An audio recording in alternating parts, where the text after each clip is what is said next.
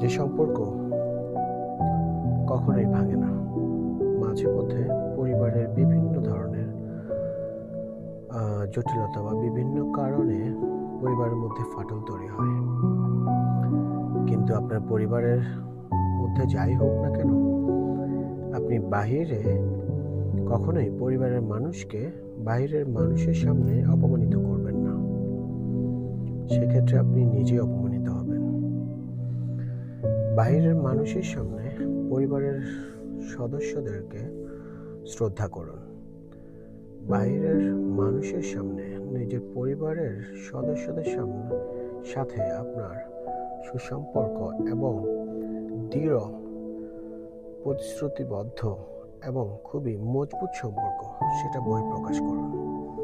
অন্যথায় বাইরের মানুষ পরিবারে ঢুকতে সুযোগ পাবে।